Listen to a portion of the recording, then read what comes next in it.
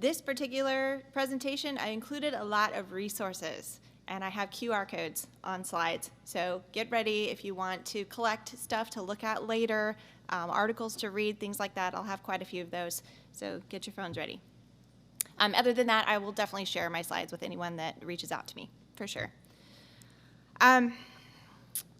Let's get going. Just a quick intro about me. I'm Melissa McKay. I'm currently a developer advocate with JFrog. I've been with JFrog now for 3.5 years.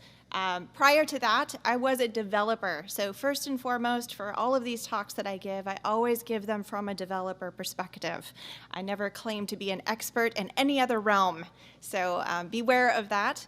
But I've been in the industry for over 20 years, all the way from lowly intern to a principal engineer. I did do a few things in the last few years. I got a book out there on DevOps tools for Java developers. Java is my love, my background, one of my first coding languages. It was actually C++. Don't tell anyone. And I became a Java champion. I'm also a Docker captain, was really interested in containers, that whole world, getting involved in that. And then another thing that's relatively new for me is getting involved in foundations, and we'll talk about that a little bit later in the presentation. But currently, I am a member of the Technical Oversight Committee of the CDF Foundation. That's the Continuous Delivery Foundation. There's also a number of groups that those foundations let you, participate in or become a part of. They're not like voting type things. Anyone can participate. There's a special interest group that I'm a part of. It is called the Interoperability Special Interest Group. I love saying that over and over. It's quite the tongue twister. And we just talk about how in the software delivery life cycle, all the way from development to delivery to a production environment, all of these pieces need to speak to each other in some language, and sometimes they don't speak to each other very well, and we lose a lot of information. So that's what that's group about. I just have to put in a little plug for that. Here's my Twitter handle. Yes, I'm still on Twitter. I'm sad that I have to update all my slides and get rid of Larry, but so it is. There's my LinkedIn contact too. You can feel free to reach out to me there as well. All right, this talk is about open source. Why open source? Why do we use open source? And sometimes we need to remind ourselves. Just last night, I was in a conversation with someone, and they were more, on the business level of things. And we got into this conversation about why do we use open source? How do you make any money using open source? So it's pretty easy to get lost in those conversations, and we need a little bit of a reminder of why we do this and why this exists. There is a really nice article that the Linux Foundation has. There's a link and a QR code to it here. There are some in this article. It claims that there's some companies like Intel, IBM, and Samsung have entire open source programs devoted to contributing to open source communities. And we know all these companies like that. I mean, Google has it, Red Hat, we're very familiar with all of these contributions by these companies. But also other organizations become consumers of open source, sometimes by accident. Either it's just through their system admins or developers that might be bringing it in. And then some orgs are commercially dependent on open source software. Their success relies on it. They've built, their business model around it. They've built on top of it, and they're selling services that way. So just last night again, I went to a dinner that was sponsored by Capital One, and that is a really good example of a company that uses open source. I don't know, I have a credit card. How many of you have a Capital One credit card? Yeah, what's in your wallet comes to mind. I don't think of them like as a tech company, right? I'm like, what are they doing with open source? But they have all this kind of internal stuff going on. They've got software that they use, and they realize that they need this just to function internally. So they spend a lot to contribute. Another good one is Fidelity. It's another company I've interacted with a lot recently that has been very involved in the open source community. So there is a link here. There's a why contribute section. Loads of information there.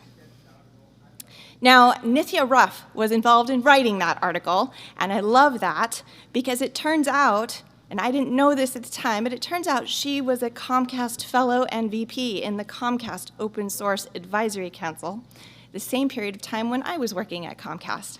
So we were definitely very far apart. I didn't get to meet her, but I did get to connect with her during this conference. Obviously, she's since moved on from Comcast. She's now the head of Amazon Open Source Program Office, but she did quite a lot to improve things, even in a company like Comcast.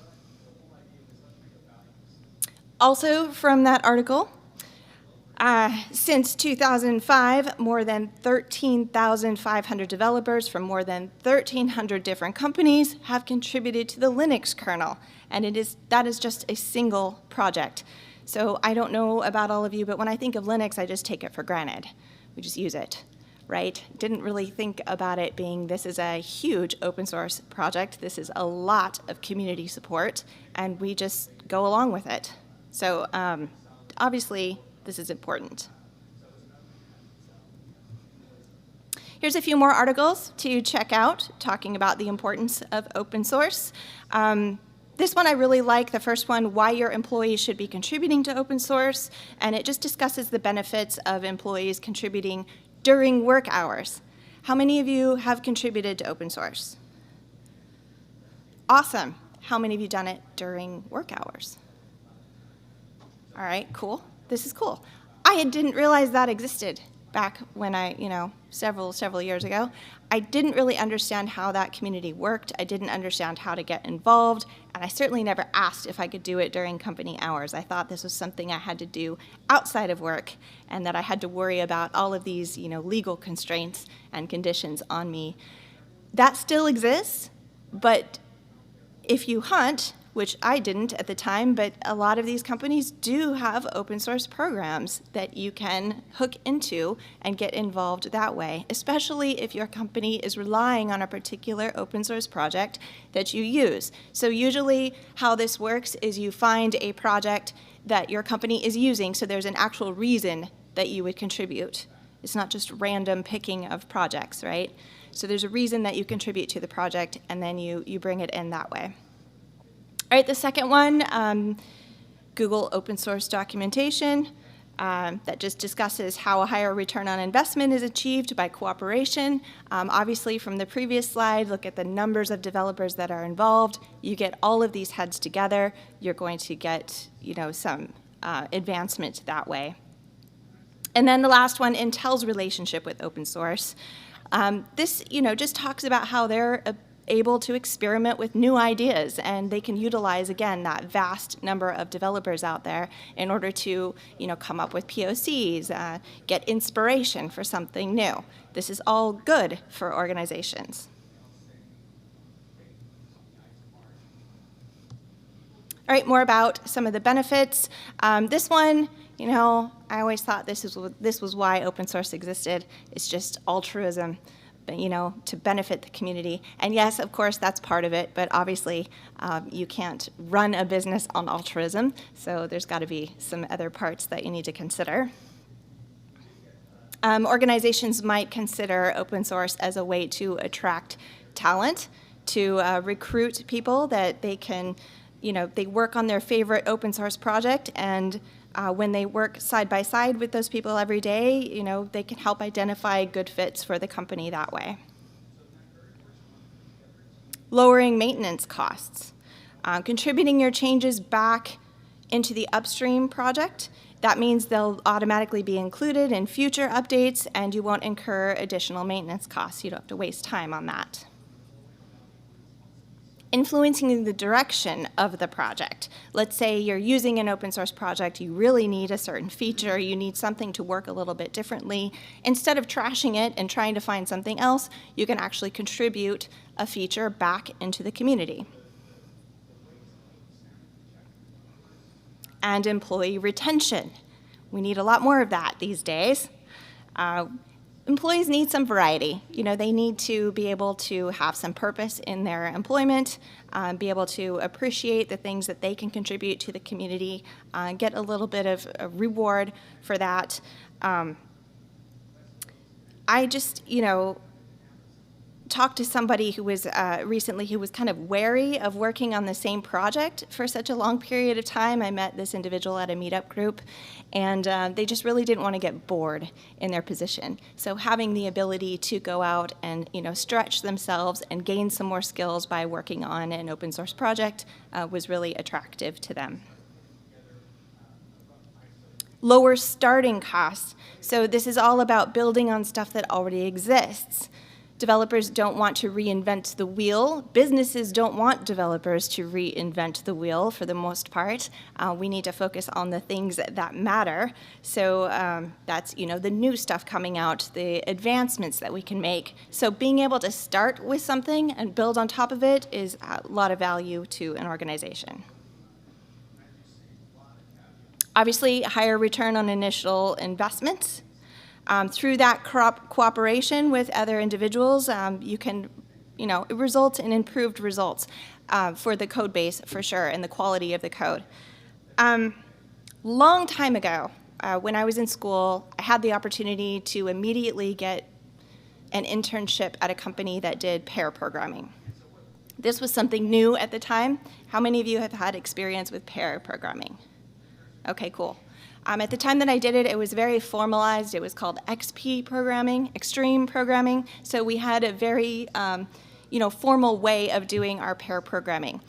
Since then, I've been in many organizations who kind of, maybe aren't as comfortable with that because they feel like they're putting double the resources on a single project or a single feature, a single bug.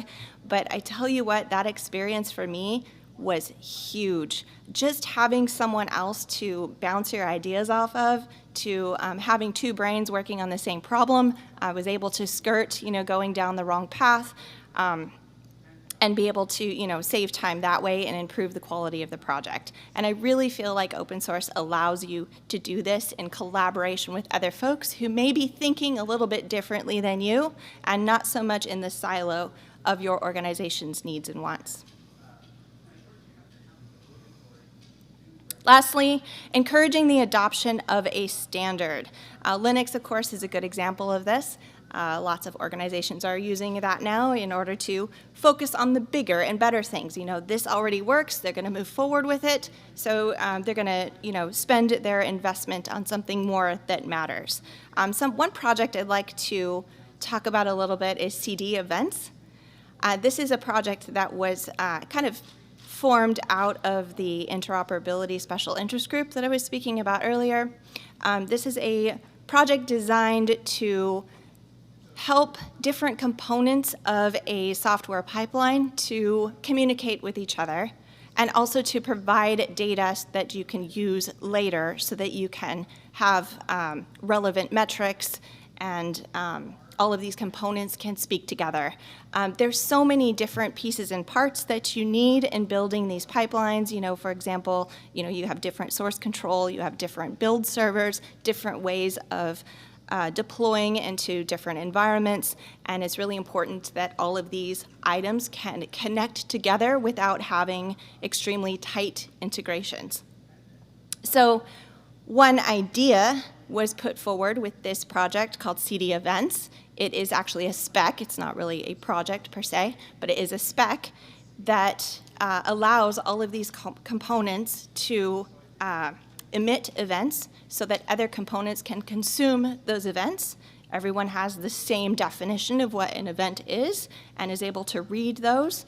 And having that capability, you can get all of that data all across the line from development to production.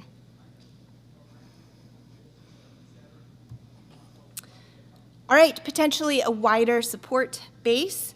Obviously, if you have a business model where you are, you rely on that base of open source and you're building on top of it, you may get a lot more support from those that are contributing to the project. This also applies to anything you're bringing in the company. Again, this goes back to saving time and money and resources by using things that already exist rather than relying on something that is homemade and customized. You can get the support base of the entire community for a particular project. All right, are you using open source? How many of you are using open source? Yeah. Yeah. This can be a tricky question, but let's just go through a list. These are just some popular open source tools. There's a gazillion out there, so these are just a few. Some are just for fun. You might not realize are open source projects.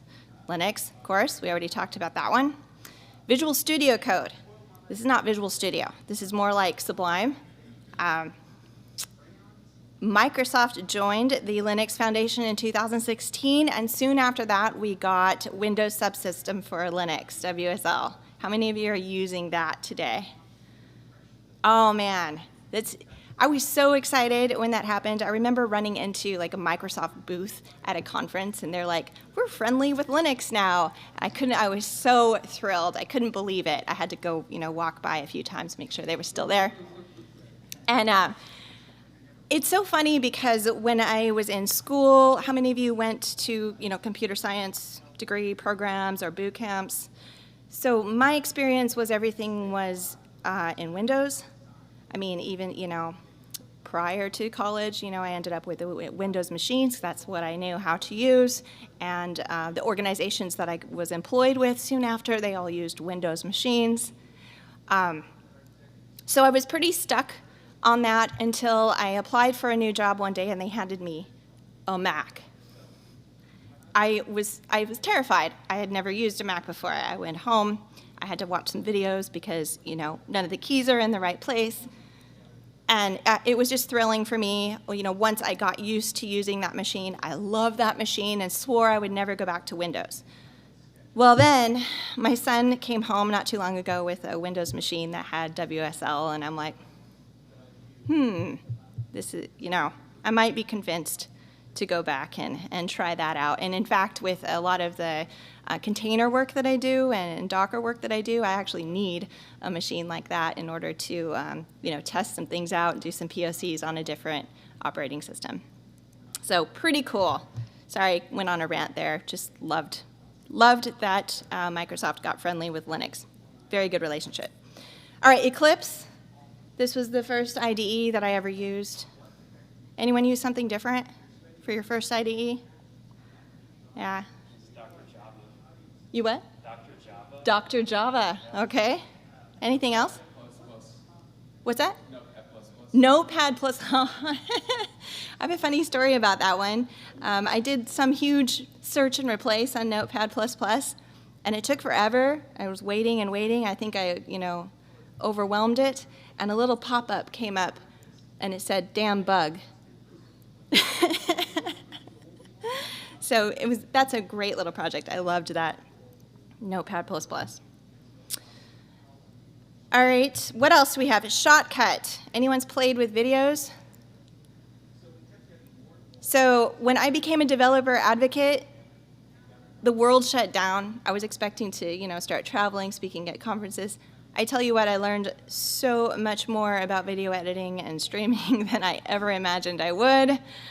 This is just one of the open source projects that came out of that. Blender, this is a really cool project. Used usually for like automation, or not automation, more graphic design stuff. Mozilla Firefox, well known. WordPress, Git, of course. The GNU project. Arduinos, ever played with Arduinos? Yeah, those are pretty fun. We did a project in our office once where it was the typical split with males and females as developers. So the bathroom for the men was always busy, and we used an Arduino to identify when that bathroom was open so that people didn't have to continue getting up from their desk and checking. That was a fun project. All right, at Docker, there's a lot of open source projects at Docker. These are just, all of them. I obviously have not played with all of these, but some of them are pretty big deals that came, that were contributed to foundations later on, stuff like Containerd. Definitely one worth knowing if you're doing anything with Docker. And then here's more of the tools that we often take for granted and use on a daily basis. How many of you use any of these? Yeah, These are, very, very well known. I have 3 databases in there. I've always worked with a ton of different databases for different projects, so I was pleased to add these to the list. But anything fishy about this slide? I'm just checking to see if you're awake. Let's just go through these lists and talk about whether or not these are open source, okay? Jenkins has an MIT license. It's definitely open source. CircleCI, is that open source? No, it is not. It is free for open source projects. They have a program that you can get involved. So if you are working on an open source project, you can use CircleCI. MySQL. Yep, that's a GNU General Public License, GPL version 2. Postgres, definitely an open source license. MongoDB, no, it is not open source, not considered. I'll touch on why that's not considered open source in a bit. It is the license is called the server-side public license. Kubernetes, absolutely open source, Apache license version 2. Terraform, used to be open source. Yeah, we'll talk about that more in a moment. Currently, it has a business source license that happened on August 10th, 2023, very recently, very much upset the community. Used to have the Mozilla public license version 2, which was very much considered open source. So the definition of open source, let's get into that. I can see the whole source of MongoDB and Terraform. I mean, I can go out and look at the source, right? How come they're not open source? Well, the other side of that is source available, but it's not really open source. If you're going to be involved in the open source world, you really need to know what the difference is. I know my own company, JFrog, has often said, we're open source, but again, it's source available. It's not really open source. In that sense of the word, anyway, or definition. The formal definition comes from this organization. Let's introduce the Open Source Initiative. This is, fairly recently put together, founded in 1998. I call that recently. It shows my age. But anyway, so who is the OCI? Directly from their site, one of the most important activities is as a standards body, maintaining the open source definition for the good of the community. The Open Source Initiative approved licensed trademark and program creates a nexus of trust around which developers, users, corporations, and governments can organize open source cooperation. There's a link there to this organization if you want to find out more. Let's talk about exactly how the OSI describes open source. There's a number of different things that must exist, allowances in the license in order for it to be open source. Free redistribution, this is pretty self-explanatory. Anyone can sell it or give it away as long as a component of a software distribution. The source code must be accessible. Deliberate obfuscation of that source code is not allowed. Derived works. They must allow modifications and derived works and distribution of these under the same license terms as the original. Number 4, integrity of the author's source code.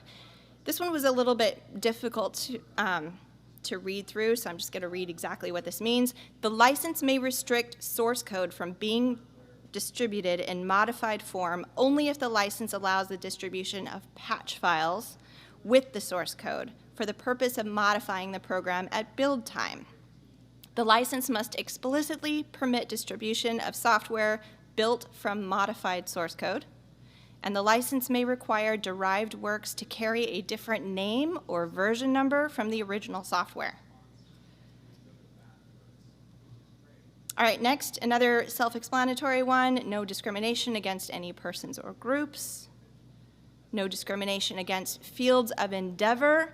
One of the examples for this one is you can't restrict whether or not the software can be used for business or for genetic research. The distribution of the license. There must be the same license rights should follow to where it's redistributed. The license must not be specific to a product. That means rights can't depend on the program being a part of a particular product distribution. License must not restrict other software. You can't insist that all other programs distributed along with it must be open source as well. So this is how you get that business model where companies like Docker has done this recently. They build on top of open source and then are able to sell that for their business model. License must be technology neutral. And this doesn't mean what you might think. It's actually meant, the intention here was to disallow licenses that require an explicit gesture of assent to establish the licensor and licensee contract. And a reason for that, just an example of this, is like, for example, let's say, you have a pop-up that appears and you have to say yes before you're allowed to use it. That doesn't work because to follow with some of the other conditions, if you distribute the software by FTP or CD-ROM, obviously you can't work with a pop-up. So that's why that is there. All right, much more detail and the rationale behind each of these things can be found here.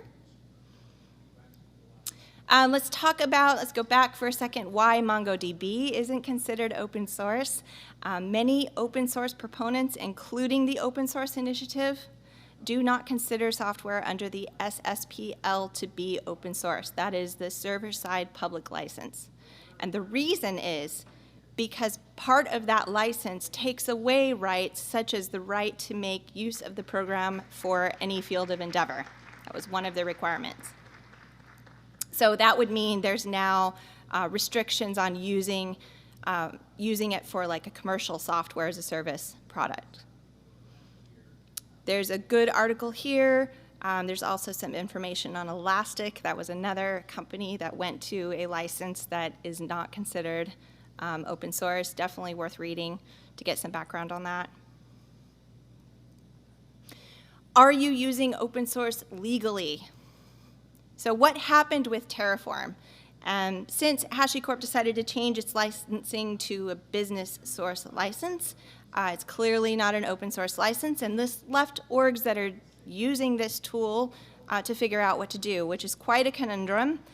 Regardless about how you feel about that decision by HashiCorp, you have to have some sympathy, empathy for organizations that are trying to, form their business model. There's a lot of history, a lot of things going on behind the scenes.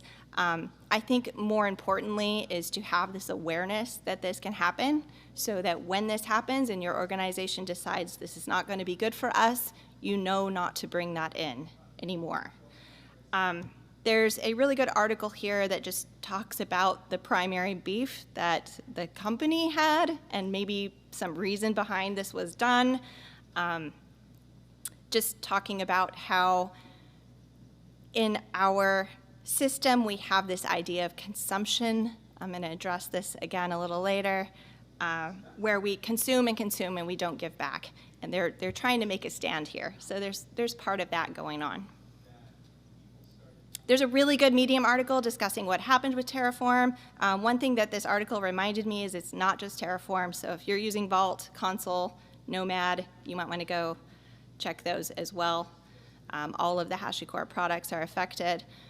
There's also another organization or project called OpenTofu, and it is an attempt to keep Terraform open source, and they're basically going to branch at the last open source license and continue with community support there. So worth checking that out. All right, some more resources I'll recommend to talk about licenses. There's some license training that's free, so I am definitely not an expert, not a lawyer, but if you want to know more about licenses, this is free training that's offered by the Linux Foundation. It's online, it's self-paced, it's pretty good. I'm impressed with it. It describes the different license categories, even information about patents, and some considerations when choosing a license, several other things. And then this is the Open Source Initiative license search. So since this organization decides what's open source, when you're using a project and you discover its license, you can go here and you can search for it. make sure that it's considered open source and you don't get into that trap. This is the TLDR legal license search. This one describes maybe some other licenses that you might encounter that claim to be open source but are not necessarily OSI approved licenses. If you're just curious about them and deciding whether you want to use them or not, this is a good place to start. And then, since I am a Docker captain, I'm really interested in what are the top containers, what are the top container images that are downloaded, and I got this from Docker. I didn't get into, like little languages or little libraries that you've never heard of, but these are the top images that get downloaded every day, and some homework for you is to go into these and find the licenses. Figure out if these are actually open source or not. We already talked about some of them that may not be. All right, lastly, are you using open source safely? Do you have a process for introducing an open source tool into your organization? Are you just installing it on your development machine, your local development machine? Or are you installing it in your production environments? How are you actually using it? Or is it being packaged in a product you're reselling? I mean, these are all things to consider, and there's some definite risks. For example, I like to toy with, network traffic and stuff, so I have Wireshark on my machine.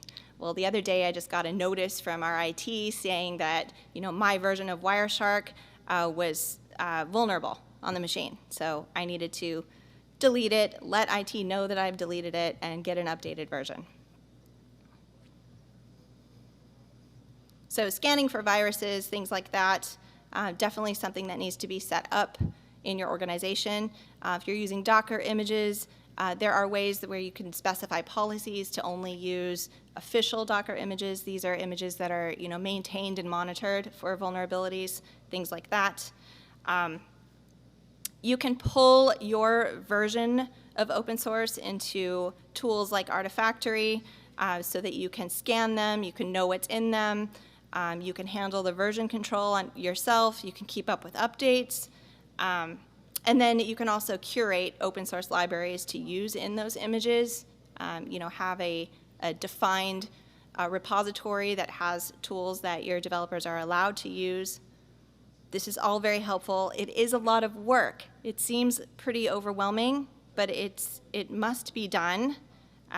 We can't just pull in whatever, and I have definitely been in situations where that has been done, and I'm curious, years ago, if the code I wrote or things that I brought in just thinking it's free to use, if that's still out there in production today. And this is the last part, well, second to last. Are you using open source responsibly? And I mean responsibly in the community sense. So there's some etiquette that we need to talk about. And first, the etiquette, in the context of your employer.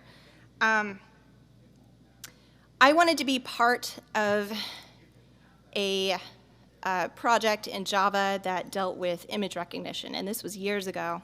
And in order to do that, I needed to be part of the Java JCP. And I needed to ask permission to do that. That wasn't something that I could just do. I mean, that was a deal with Oracle, right, at the time. So there were contracts that had to be passed and forth. And I was so frustrated by that process. It took a long time. And I think what would have been better is if I had been a little more educated to manage my expectations there, that this is necessary. This is something that needs to happen with your employer. So before you go diving in, even if you're allowed to, if you're granted company time to work on stuff, you may be expected to clear some hurdles before actually committing. You may need to clear your code with managers first. You may need to, get involved with legal. In my case, I had to go in front of a board. I had to describe, what I was doing, why I was doing it, how it might benefit the company, and they just needed to protect themselves. So I think that process would have been less overwhelming if I had a little bit of education like this in order to be able to pursue that with, knowing that it's going to take a while. And unfortunately, not all organizations are especially keen on developers being active. So, these are all things for you to consider when you accept employment. If this is something that's just going to ruin your world, then you might need to make some different decisions. All right, there's more etiquette around the project itself. Most projects will have some kind of contribution README. Some are more responsive than others. I know a lot of you raised your hands as far as contributing to open source. Did any of you come across any hurdles or difficulties that you would be brave enough to share? It was easy? You just did it and it was fine? Were you maintainers? Are there maintainers of the project? Yeah? Okay, good. So if you mind me asking for one of the maintainers, maybe you in the back, which project is it? I maintain a case management system for reproductive health. Okay. Do you have a lot of activity in your project? Yeah, we actually collaborate with a local civic tech programming meetup. Okay. We go, and it's been a little bit quiet with the pandemic, but we go and we talk with every month, and every once in a while someone sits around. Awesome. Yeah. So I hear this in the open source community a lot, is that it can be difficult to find dedicated committers, people that aren't just, fly-by, just commit one line and then leave. I learned recently about the idea of spam. These are folks that maybe aren't considering the project as something that they really are invested in. Maybe they're just doing it to score in some gamification thing or something. When you're committing to an open source project, you really need to decide, how much effort you're going to put into it, whether it's something you're really interested in or not. It is very disappointing to have a bunch of people put in PRs and they're not very good, or they need a little work, and then as soon as you approach with that in mind, they leave. So good to have some manage expectations there. Communication is king. Another thing I've seen is when you're interested in committing something, it can be super exciting, especially for a junior developer, to come up with a feature or a value add for a particular project, do all the work to get it done, and then submit a PR without even talking to the community or discussing with the community first. And it's so disappointing to get a PR like that ignored or maybe declined just because of something they didn't know. Maybe there was a different direction for the project, or maybe that had been tried in the past and there's a specific reason that feature isn't added to the project. So communicate with the maintainers before doing anything.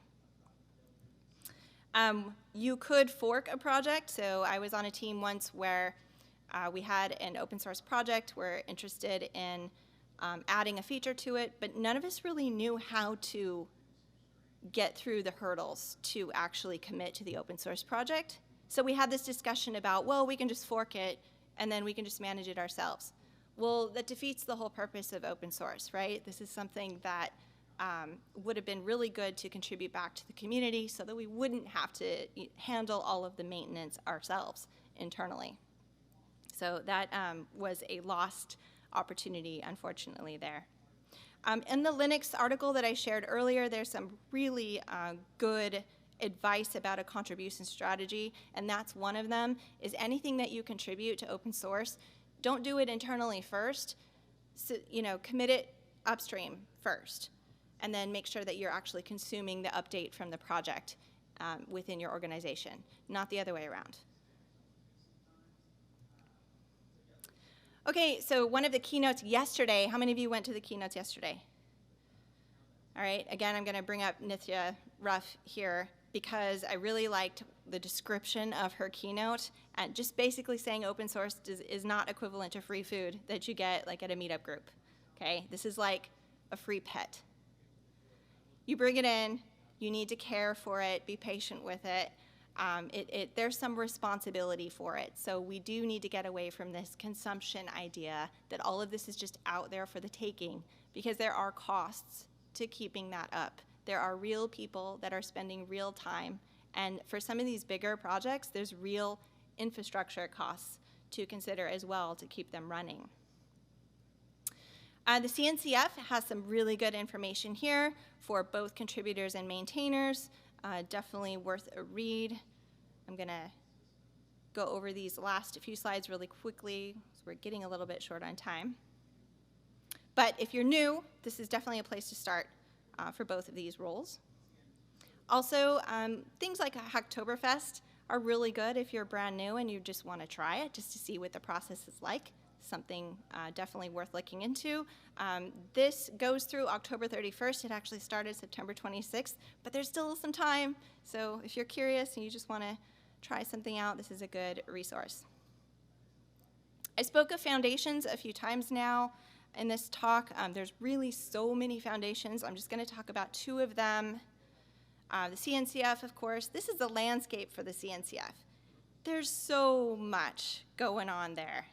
So much. It is overwhelming.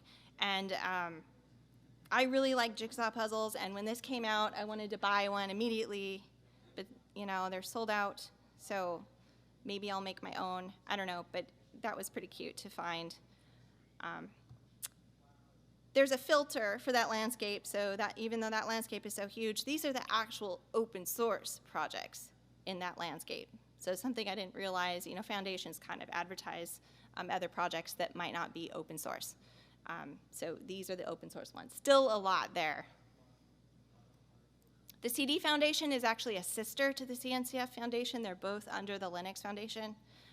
But the CD Foundation has a much narrower focus, focusing on projects that are involved in CI/CD, and this is where Jenkins lives, and also CD Events, the project I brought up earlier.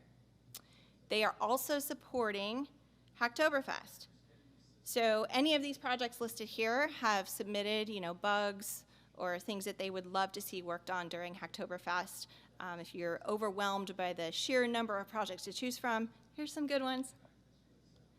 Jenkins is currently being managed with Mark Waite. He's going to be, you know, reviewing PRs, things like that. He's, you know, part of that team.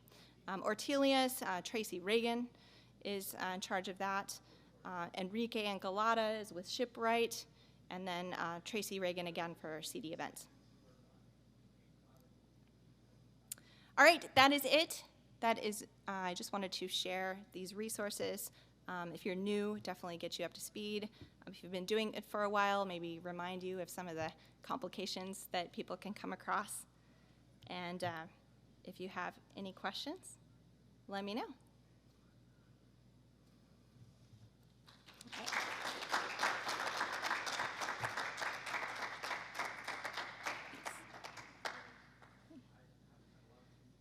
We just have a few minutes. Anyone out there want to share an experience, ask a question? Yeah. Great talk. I was wondering what recommendation would you have to help keep other packages up to date, or otherwise address security concerns when you have projects you don't necessarily monitor or work on Right. For a while in between? Yeah, this is definitely a good question. Visit our booth, JFrog booth. They have some tools there. But one thing that I do know is a problem. I did like a little Spring project, and I just did a Maven tree to see just how many dependencies are being pulled in that I've never touched, never looked at, have no idea what the source code is like. And there was like 700 in there, and 7 layers deep to dependencies of dependencies of dependencies. So anyone that's worked on any Spring projects, you know what I'm talking about. So the best way to keep up with that is choose projects that might be part of a foundation. I know that's not always possible, but there's a lot that a project needs to do to become part of a foundation, and that is one of them. Be accountable for things like that. Stuff like the Docker images that are official images, those are monitored. Other than that, aside from that, all you can do is, I had a team once where we basically just designated a resource to keep stuff updated. And we called them Batman. And we even got them the cape and everything. And their responsibility for every sprint was to deal with stuff like that and not be expected to work on any bugs or new features or anything, but to deal with keeping stuff updated. So that works really well. Obviously, you need management and higher up, buy-in for that. But I think it's really important to keep it up every sprint and not just wait, and do it every 6 months or whatever. Thank you. Uh-huh. That's actually really good. One of those points was a cost I've not considered before, prioritizing projects that are likely to have people monitoring these things already. Yes. Thank you. Yep, of course. Anything else? Yes. So traditional Linux distributions, Debian, Fedora, etc. One of the things they pride themselves on is that they curate the software they package very carefully to make Yeah. sure that it is, open source. It meets their criteria for which usually is roughly the open source definition, and also that they have they handle security updates. They have mechanisms to spoke automatically. So Right. as a small-time system, and I really like distributions for that reason, but I notice a lot of people don't. I guess I'm wondering, what would distributions need to do differently so that they were more broadly useful and people could enjoy the benefits? So you're saying folks do not like that the distributions curate the packages? No, what I'm saying Or- is that despite the fact that distributions do these useful things, people don't Right. seem to find them use. Oh, I see. So I guess what would distributions need to do differently so that more people would find them useful? So if they don't find the distributions useful, what would they use instead? Well, they use software as a service. Gotcha. There may be other aspects involved there, especially with software as a service, because I know usually when I find organizations that were relying on that, they just don't have the resources to manage, installations themselves, things like that.